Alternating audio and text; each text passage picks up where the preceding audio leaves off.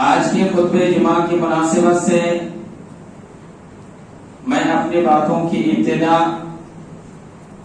پیارے نبی صلی اللہ علیہ وسلم کی اس پیاری حدیث سے کرنا چاہتا ہوں جس کو آپ نے بارہا پڑھا ہے، سنا ہے۔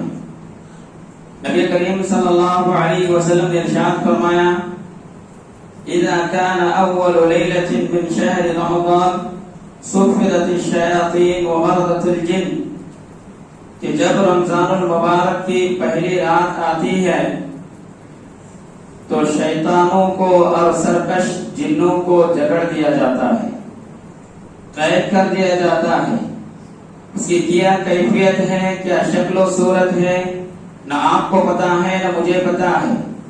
آیا ان کے ہاتھ میں ہینڈ کپ ڈال دیا جاتا ہے، یا پیر میں بیڑیاں ڈال دی جاتی ہیں، یا اس کو کسی بند کمرے میں بند کر دیا جاتا ہے، سلاخوں کے پیچھے ڈال دیا جاتا ہے، یا ان کی طاقت کو سلب کر لیا جاتا ہے، چھین لیا جاتا ہے۔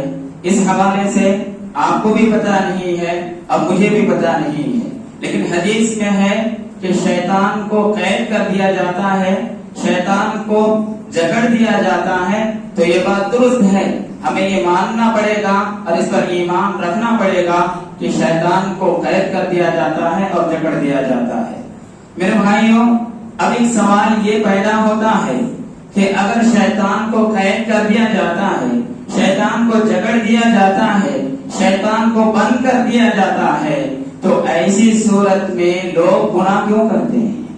جو انسان اللہ رب العالمین کی عبادت سال کے 11 مہینے میں نہیں کرتا تھا، شیطان کے جکڑے جانے کے بعد بھی وہ اللہ رب العالمین کی عبادت نہیں کرتا ہے۔ جو انسان غیروں کی عبادت کرتا تھا، شیطان کے جکڑ جانے کے بعد بھی وہ غیروں کی عبادت کرتا ہے۔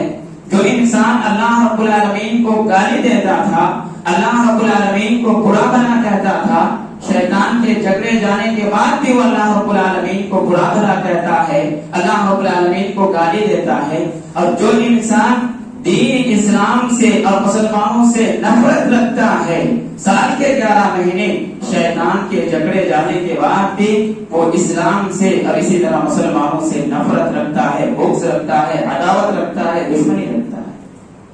ایک اہم سوال ہے میرے بھائیوں کہ شیطان کو جکڑ دیا جاتا ہے، شیطان کو قید کر دیا جاتا ہے، شیطان کو بند کر دیا جاتا ہے، پھر لوگ کیوں گناہ کرتے ہیں؟ میرے بھائیوں، جواب یہ ہے کہ شیطان انسانوں کو سال کے 11 مہینے میں اتنی ٹریننگ دے دیتا ہے، اتنا ٹائلٹ بنا دیتا ہے کہ اگر 1 مہینہ وہ نہ رہے تو ان کی ایکٹیویٹی میں کوئی فرق پڑنے والا، کوئی اثر پڑنے والا نہیں ہوتا۔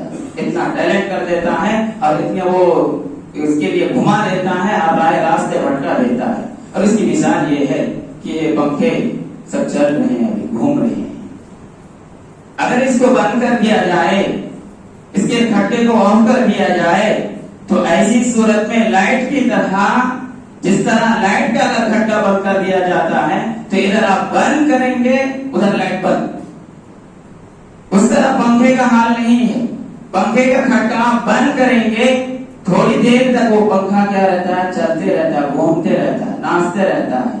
وہی حال ہمارا ہے۔ یہ شیطان سال کے 11 مہینے انسانوں کو اتنا گھماتا ہے، اتنا گھماتا ہے، اتنا گھماتا ہے کہ وہ 1 مہینے کے لیے بند ہو جاتا ہے، قید ہو جاتا ہے، پھر بھی اس کا کیا ہوا اور اس کے جو اثرات ہیں وہ کیا جاری اور ساری رہتے ہیں۔ وہ ہم کیا کرتے ہیں، کیونکہ 11 مہینے گناہ کے مرتکب رہتے ہیں، گناہوں کو انجام دیتے ہیں، اللہ رب العالمین کی نافرمانی کرتے ہیں اور عصیان اور طغیان میں اپنی زندگی گزارتے ہیں۔ اور یہی وجہ ہے کہ ہم رمضان المبارک میں بھی اس چیز کا اثر ہماری زندگی میں نظر آتا ہے۔ میرے بھائیوں، ہم اللہ رب العالمین سے دعا کرتے ہیں کہ اللہ رب العالمین ہم تمام لوگوں کی شیطان کی شر سے حفاظت فرمائے، آمین۔ دوسری بات اسی حدیث کے اندر ہے، وَغُلِّقَتْ أَبْوَابُ النَّارِ فَلَمْ يُفْتَحْ مِنْهَا بَابٌ، کہ جب رمضان المبارک کا مہینہ آتا ہے تو ایسی صورت میں جہنم کے دروازے بند کر دیے جاتے ہیں اور ایک بھی دروازہ کھلا ہوا نہیں چھوڑا جاتا ہے، سارے دروازے بند کر دیے جاتے ہیں۔ قرآن کریم میں اللہ رب العالمین نے ارشاد فرمایا وَسِيقَ الَّذِينَ كَفَرُوا إِلَى جَهَنَّمَ زُمَرًا کہ جہنمیوں کو جہنم کی طرف جھنڈ کی شکل میں، جماعت کی شکل میں، گروہ کی شکل میں ہانک کر لے جایا جائے گا. اور اللہ رب العالمین نے دوسرے مقام پر ارشاد فرمایا یوم یدعون الی نار جہنم دعا، بہت ہی آرام کے ساتھ ان کو ہانک کر نہیں لے جایا جائے گا بلکہ دھکا مار کر ان کو جہنم کی طرف لے جایا جائے گا. اللہ رب العالمین نے فرمایا حتی اذا جاءوها فتحت ابوابها، یہاں تک کہ جہنمی جہنم کے پاس پہنچ جائیں گے، جہنم کے دروازے کے پاس پہنچ جائیں گے، تب جہنم کے دروازے کھولے جائیں گے. معلوم کیا ہوا کہ جب جہنمیوں کو جہنم کے دروازے کے پاس لے جایا جائے گا، جب جہنم کے دروازے کھولے جائیں گے، اس کا مطلب یہ ہے کہ جہنم کا دروازہ بھی بند ہے. جب جہنم کا دروازہ بند ہے تو ابھی پھر رمضان المبارک کے مہینے میں جہنم کے دروازوں کو بند کرنے کا کیا مطلب ہے؟ جہنم کے دروازوں کو بند کرنے کا کیا مطلب ہے؟ میرے بھائیوں، ایک انسان جب روزہ رکھتا ہے، روزہ رکھتے ہوئے وہ کبائر سے اجتناب کرتا ہے. روزے دار کی یہ مجبوری ہے کہ وہ روزہ رکھ کر وہ کبائر سے اجتناب کرے، بڑے بڑے گناہوں سے بچے. اگر وہ نہیں بچتا ہے تو ایسی صورت میں اس کے روزے تو وہ نہیں ہوں گے. پیارے نبی صلی اللہ علیہ وسلم نے ارشاد فرمایا من لم يدع قول الزور والعمل به فليس لله حاجة ان يدع طعامه وشرابه، کہ جو شخص جھوٹی باتوں سے گریز نہیں کرتا ہے، جھوٹی باتوں سے اپنے آپ کو نہیں بچاتا ہے اور اس پر عمل کرنے سے اپنے آپ کو نہیں روکتا ہے، فليس لله حاجة ان يدع طعامه وشرابه، تو ایسے آدمیوں اور ایسے لوگوں کے بھوکے پیاسے رہنے اور کھانا چھوڑنے اور پینا چھوڑنے یہ سب چیزوں کی اللہ رب العالمین کو ضرورت نہیں ہے. یہ روزے دار کی مجبوری ہے کہ وہ روزہ رکھ کر تمام کبائر سے، تمام بڑے بڑے گناہوں سے بچنا، اپنے آپ کو روکنا، اسے اجتناب کرنا، یہ کیا ہے؟ ضروری ہے. میرے بھائیوں، جب یہ انسان روزہ رکھ کر کبائر سے اجتناب کرتا ہے، کبائر سے اپنے آپ کو بچاتا ہے، تو روزہ رکھنے کی برکت کی وجہ سے ان کے صغائر، چھوٹے چھوٹے گناہ معاف کر دیے جاتے ہیں. اور جب ان کو کبائر سے بھی بچ جاتے ہوں اور صغائر بھی ان کے معاف کر دیے جاتے ہوں تو ایسی صورت میں وہ جہنم سے بچنے کے سامان کو تیار کر لیتا ہے. جہنم سے بچنے کے سامان کو تیار کر لیتا ہے. اور اسی مناسبت سے یہ کہا گیا ہے کہ جہنم کے سارے دروازے بند کر دیے جاتے ہیں. اللہ رب العالمین سے دعا کرتے ہیں کہ اللہ رب العالمین ہم تمام لوگوں کی جہنم سے حفاظت فرمائے. آمین. حاضرین، تیسری بات جو اسی حدیث میں ہے وَفُتِحَتْ أَبْوَابُ الْجَنَّةِ فَلَمْ يُغْلَقْ مِنْهَا بَابٌ، کہ جنت کے سارے دروازے کھول دیے جاتے ہیں اور ایک بھی دروازہ بند اس کو چھوڑا نہیں جاتا. سارے دروازے کھول دیے جاتے ہیں. جنت کے 8 دروازے ہیں اور 8 دروازوں کے الگ الگ نام ہیں اور ایک دروازے کی چوڑائی پیارے نبی صلی اللہ علیہ وسلم نے ارشاد فرمایا کہ ایک چوکھٹ سے لے کر دوسرے چوکھٹ کے درمیان کا جو فاصلہ ہے وہ دروازے کی چوڑائی جو ہے 40 سال کی مسافت کے برابر ہے. 40 سال کی مسافت کے برابر، یعنی یہاں سے لے کر یہاں تک آنے میں 40 سال لگ جائیں گے. اتنے بڑے بڑے جنت کے 8 دروازے، اور وہ 8 دروازے کیا ہوں گے؟ بھرے ہوئے ہوں گے. وہ 8 دروازے کیا ہوں گے؟ بھر جائیں گے جب جنتی جنت میں داخل ہوں گے. میرے بھائیوں، جنت کے دروازے کب کھولے جائیں گے؟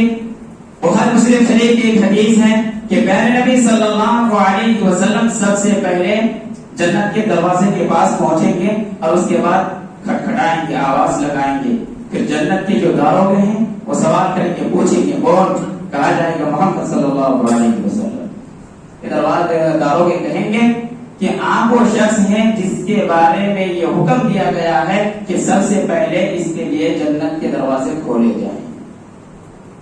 نبی کریم صلی اللہ علیہ وسلم کے جنت میں داخل ہونے کے بعد جو اس امت کا پہلا گروہ، اس امت کی پہلی جماعت جو جنت میں داخل ہوگی، اس کے بارے میں پیارے نبی صلی اللہ علیہ وسلم نے ارشاد فرمایا کہ ان کے چہرے اتنے چمک رہے ہوں گے، اتنے دمک رہے ہوں گے جتنے 14ویں رات کے چاند چمک رہے ہوتے ہیں.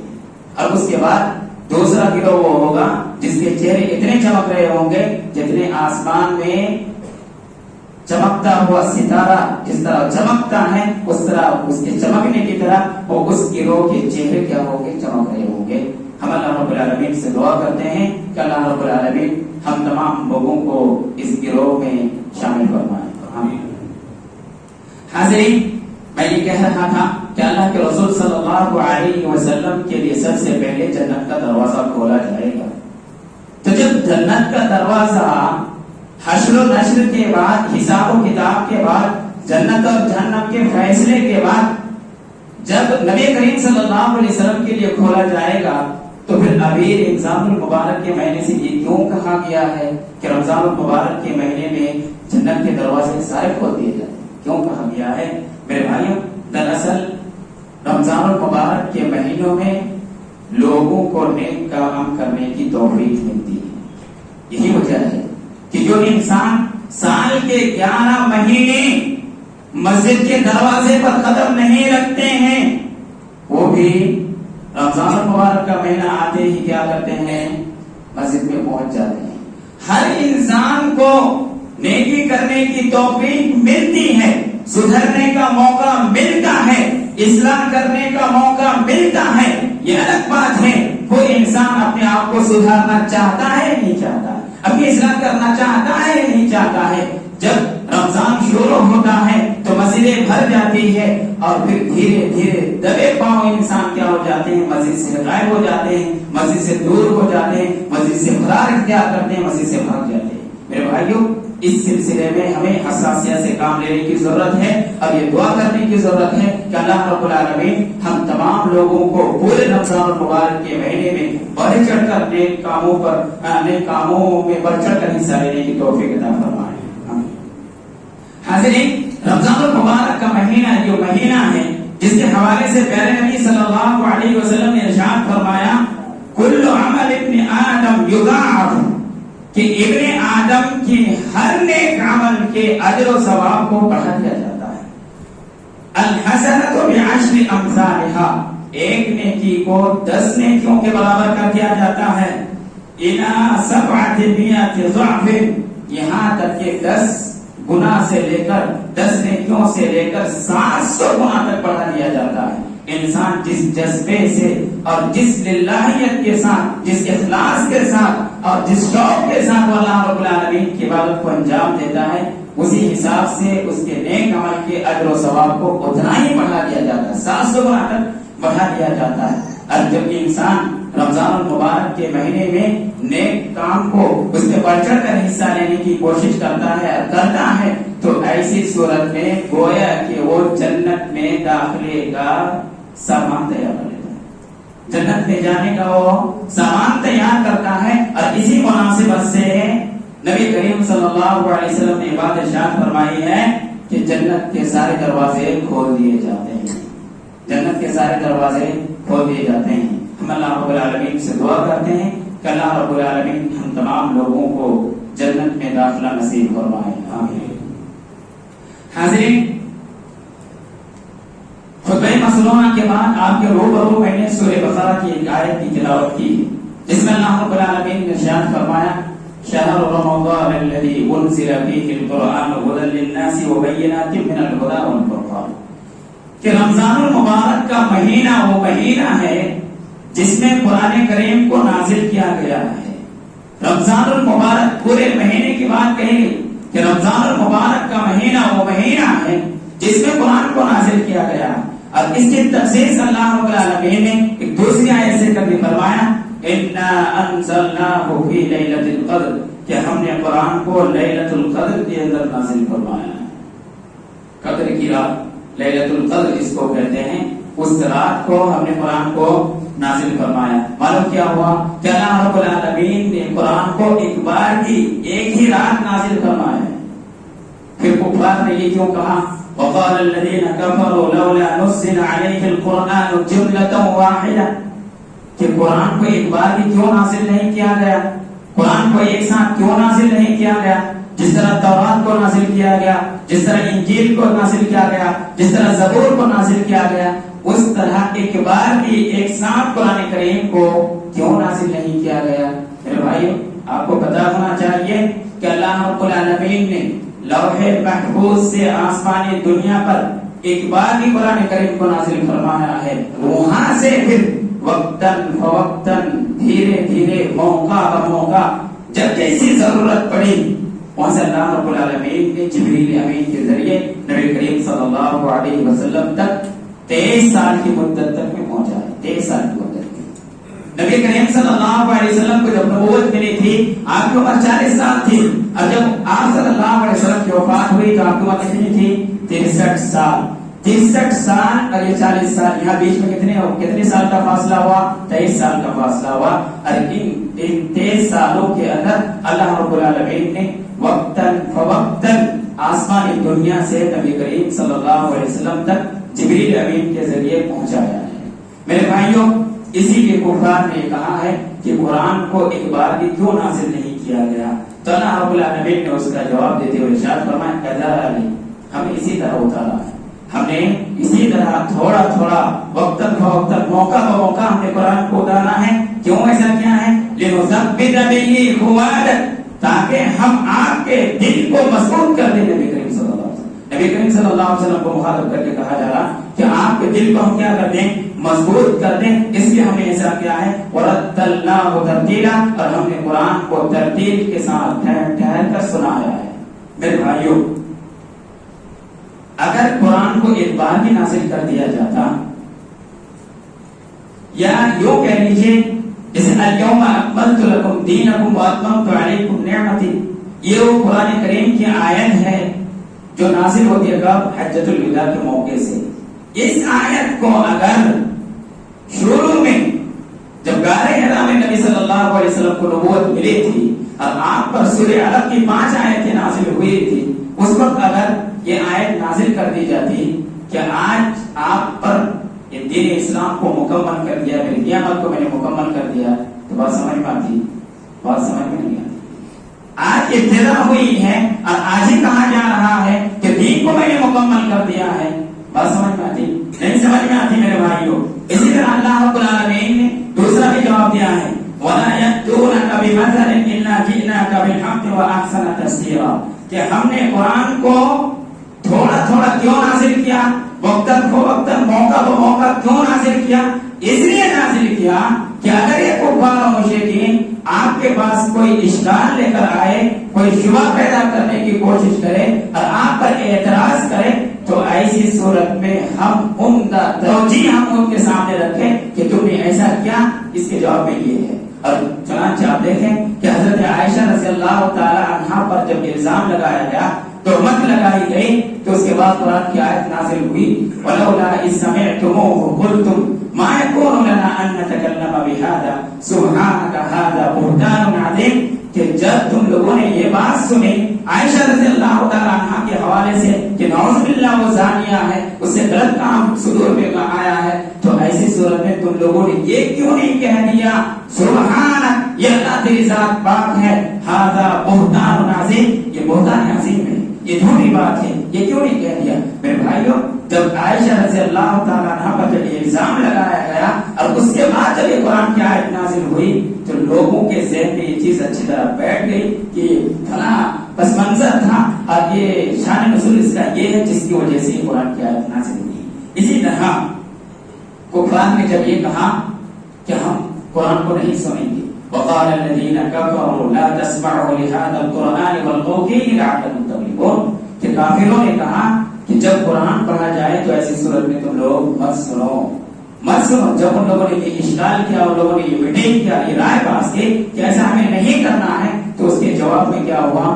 اللہ رب العالمین نے قرآن کریم کی آیت نازل فرمائی، وَإِذَا قُرِئَ الْقُرْآنُ فَاسْتَمِعُوا لَهُ وَأَنصِتُوا لَعَلَّكُمْ تُرْحَمُونَ، کہ جب قرآن پڑھا جائے تو خاموشی سے سنو۔ معلوم کیا ہوا؟ معلوم یہ ہوا کہ قرآن کریم کو وقتاً فوقتاً گاہے بگاہے تھوڑا تھوڑا موقع بموقع اس لیے نازل کیا گیا تاکہ انسانوں کو سمجھ میں اچھی طرح آ جائے ان کی شان نزول کیا ہے، ان کا پس منظر کیا ہے، انسانوں کے ذہن میں دل و دماغ میں وہ چیز اچھی طرح کیا ہو جائے، راسخ ہو جائے، بیٹھ جائے۔ اس لیے اللہ رب العالمین نے قرآن کریم کو تھوڑا تھوڑا موقع نازل کیا ہے۔ ہم اللہ رب العالمین سے دعا کرتے ہیں کہ اللہ رب العالمین ہم تمام لوگوں کی دشمنوں کی شر سے حفاظت فرمائے، آمین۔ حاضرین، قرآن کریم کا رمضان المبارک سے بہت گہرا تعلق ہے، بہت گہرا تعلق ہے۔ عبداللہ بن مسعود رضی اللہ تعالی عنہ فرماتے ہیں کہ نبی کریم صلی اللہ علیہ وسلم نے ارشاد فرمایا، من قرأ حرفا من کتاب اللہ فله حسنہ والحسنة بعشر امثالها لا اقول الف لام میم حرف۔ حضرت عبداللہ بن مسعود رضی اللہ تعالیٰ عنہ نے ارشاد فرمایا کہ جو شخص، اللہ کے رسول صلی اللہ علیہ وسلم نے ارشاد فرمایا، جو شخص اللہ رب العالمین کی کتاب سے ایک حرف کی تلاوت کرے گا، من قرأ حرفا من کتاب اللہ، اللہ رب العالمین کی کتاب سے ایک حرف کی تلاوت کرے گا، فَلَهُ حَسَنَةٌ، اس کے لیے ایک نیکی ہے، وَالْحَسَنَةُ بِعَشْرِ أَمْثَالِهَا، اور ایک نیکی 10 نیکیوں کے برابر ہے، ایک نیکی 10 نیکیوں کے برابر ہے۔ لا اقول، اللہ کے رسول صلی اللہ علیہ وسلم نے ارشاد فرمایا، میں یہ نہیں کہتا کہ الف لام میم یہ تینوں ایک حرف ہیں، بلکہ میں یہ کہتا ہوں کہ الف ایک حرف ہے، لام ایک حرف ہے اور میم ایک حرف ہے، یہ تینوں الگ الگ حروف ہیں۔ اگر کوئی الف لام میم کی تلاوت کرتا ہے گویا کہ ان کو 30 نیکیاں ملتی ہیں، اور ان کی 30 نیکیوں کا اگر 10 سے کر دیا جائے تو 300 نیکی کتنی ہو جائے گی؟ میرے بھائیوں، اب کوئی انسان یہ افسوس کر سکتا ہے، یہ کہہ سکتا ہے کہ ہمارا بچپنا بہت غربت میں گزرا ہے، بہت غریبی تھی، ہمارے والدین بہت غربت میں، بہت افلاس میں، بہت تنگی میں زندگی گزارے ہیں۔ ہم جب چھوٹے تھے تو کھانے پینے کے لیے گھر میں کچھ نہیں رہتا تھا، والد کہتے تھے فلاں کمپنی میں کام کرو، فلاں جگہ کام کرو، فلاں دکان میں نوکری کرو، اس طرح کام پہ لگا دے، پڑھنے کا موقع نہیں ملا۔ اب افسوس مان لیں، کاش کہ پڑھ لیے ہوتے، تھوڑا وقت نکال لیے ہوتے، تھوڑی محنت کر لیے ہوتے تو آج ہم کیا کر سکتے تھے؟ پڑھ سکتے تھے، اللہ رب العالمین کی کتاب کی تلاوت کر سکتے تھے اور نیکیوں کو اپنے دامن میں سمیٹ سکتے تھے۔ لیکن میرے بھائیوں، یہ صرف ہماری مجبوری نہیں ہے کہ ہم نے پڑھا نہیں ہے بچپن میں، ابھی بھی تو ہم سیکھنے کی کوشش نہیں کرتے ہیں، ابھی بھی تو ہم جاننے کی کوشش نہیں کرتے ہیں، ہمارے دل میں ابھی بھی تو جذبہ نہیں ہے کہ اللہ چلو کچھ سیکھ لیتے ہیں، کچھ پڑھ لیتے ہیں، کچھ سمجھ لیتے ہیں، کچھ جان لیتے ہیں، ابھی بھی جذبہ نہیں ہے۔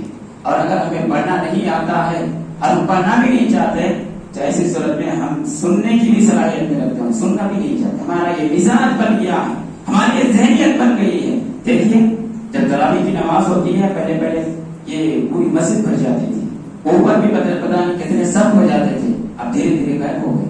سننے کا ذہن نہیں ہے، یہ ذہن سازی کرنے کی ضرورت ہے اور یہ ذہن تبدیل کرنے کی ضرورت ہے کہ ہمیں سننا چاہیے۔ ہم نہیں پڑھ سکتے، کوئی بات نہیں، ہم سنیں گے، سننے پر بھی نہیں کیا۔ قرآن کریم کی ایک ایسی کتاب ہے جس کے پڑھنے اور جس کے سننے پر بھی نہیں کی۔ دنیا کی کوئی کتاب نہیں ہے جس کے پڑھنے اور جس کے سننے پر نہیں ملتی ہو، لیکن قرآن کریم کی ایک واحد کتاب ہے جس کے پڑھنے اور جس کے سننے میں بھی کیا نہیں کی ہے۔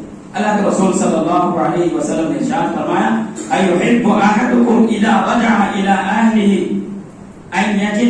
ان یجد فیہ ثلاث خلیفات عظام سمان۔ کیا تم میں سے کوئی اس بات کو پسند کرتا ہے کہ جب وہ اپنے گھر میں جائے یا اپنے گھر کے پاس جائے تو وہاں 3 موٹی تازی حاملہ اونٹنی کو پائے؟ اس زمانے میں اونٹنی بہت قیمتی چیز مانی جاتی تھی، بہت قیمتی چیز مانی جاتی تھی۔ اللہ کے رسول صلی اللہ علیہ وسلم نے ارشاد فرمایا کہ کیا تم میں سے کوئی اس بات کو پسند نہیں کرتا ہے کہ جب وہ گھر لوٹ کر جائے یا گھر کے پاس جائے تو وہاں ان کو 3 موٹی تازی حاملہ اونٹنی ملے؟ تو صحابہ کرام نے کہا بالکل اللہ کے رسول پسند کرتے ہیں۔ اللہ کے رسول صلی اللہ علیہ وسلم نے ارشاد فرمایا، فَثَلَاثُ آيَاتٍ يَقْرَأُ بِهِنَّ أَحَدُكُمْ فِي صَلَاتِهِ خَيْرٌ لَهُ مِنْ 3 خَلِفَاتٍ عِظَامٍ سِمَانٍ۔ اللہ رب العالمین کی کتاب سے 3 آیتوں کی تلاوت کرنا نماز میں، اللہ رب العالمین کی کتاب سے 3 آیتوں کی تلاوت کرنا نماز میں خیر لہ من 3 خلیفات عظام سمان، 3 حاملہ موٹی تازی اونٹنی سے بہتر ہے۔ कितनी बड़ी बात है, कितनी बड़ी बात है। तरावी में कितनी आयतें न जाने पढ़ी जाती हैं और कितना सवाब मिलता होगा मेरे भाइयों। लेकिन हम क्या करते हैं, फरार इख्तियार करते हैं, भागने का रास्ता इख्तियार करते हैं। कितने ऐसे लोग हैं जो मस्जिद में इब्तिदाई रमजान में वो आते थे, अब नहीं आते हैं, वो छोड़ चुके हैं या मस्जिद से दूर हो चुके हैं, भटक चुके। मेरे भाइयों, अल्लाह रब्बुल आलमीन हर इंसान को रमजान में सुधरने का और अपनी इस्लाह करने का मौका देता है। अगर आप अपनी इस्लाह नहीं करोगे, अपने आप को नहीं सुधारोगे, अपने आप को सीधे रास्ते पर नहीं लाओगे और इसके लिए जद्दोजहद नहीं करोगे, जुस्तजू और कोशिश नहीं करोगे, तो अल्लाह रब्बुल आलमीन आपको सीधे रास्ते पर नहीं लाएगा। आपको मालूम होना चाहिए, अल्लाह रब्बुल आलमीन ने इरशाद फरमाया, फमन युरिदिल्लाहु अन यहदियहु यशरह सदरहु लिल-इस्लाम व मन युरिद अन युदिल्लहु यजअल सदरहु दय्यकन हरजन कअन्नमा यस्अदु फिस-समा, कि जिससे अल्लाह रब्बुल आलमीन खैर का इरादा करता है उसको इस्लाम और इस्लाम की सारी बातें अच्छी लगती, उनका दिल खोल दिया, सीना खोल दिया जाता है और इस्लाम की सारी बातें उनको अच्छी लगती है। और जिससे गुमराही का इरादा करता है उनको इस्लाम की सारी बातें क्या बुरी मालूम, सारी बातें बुरी मालूम। रोजा रखना उनके लिए बुरा मालूम होता है, नमाज पढ़ना बुरा मालूम होता है, और इतना बुरा मालूम होता है। अल्लाह रब्बुल आलमीन ने तशबीह दी है, कअन्नमा यस्अदु फिस-समा, गोया कि उनको आसमान में चढ़ने के लिए कह दिया गया। आसमान में अगर किसी को चढ़ने के लिए कहा जाए तो ऐसी सूरत में कोई ये कहेगा कि चलो कोशिश करके देखते हैं। कोशिश करने वालों की हार नहीं होती है, हिम्मत तो करके देखते हैं। ये कोई सोचेगा पहली फुर्सत में इनकार कर दे, नहीं, हमारे बस का नहीं है, आसमान में नहीं चढ़ सकते। अल्लाह रब्बुल आलमीन ने तशबीह क्या दी है कि ऐसा इंसान जिसे अल्लाह रब्बुल आलमीन गुमराही का इरादा करता है, उसको इस्लाम और इस्लाम की सारी बातों को क्या लगती है, बुरी मालूम होती है, और उनको मशक्कत गुजरता है। नमाज पढ़ना मुश्किल मालूम होता है, रोजा रखना मुश्किल मालूम होता है, ज़कात और सदक़ात वो निकालना वो मुश्किल मालूम होता है, नफली इबादतों का अंजाम देना मुश्किल मालूम होता है, तरावी में खड़े रहना मुश्किल मालूम, सारी चीजें उनको क्या होता है, मुश्किल मालूम होता है। मेरे भाइयों, अपनी इस्लाह करने की जरूरत है। दुआ है रब्बुल आलमीन हम तमाम लोगों को किताब और सुन्नत की सही समझ अता फरमावे और उसके मुताबिक अमल की तौफीक इनायत फरमावे। आमीन। व आखिरु दाअवाना अल्हम्दुलिल्लाहि रब्बिल आलमीन। वस्सलामु अलैकुम व रहमतुल्लाहि।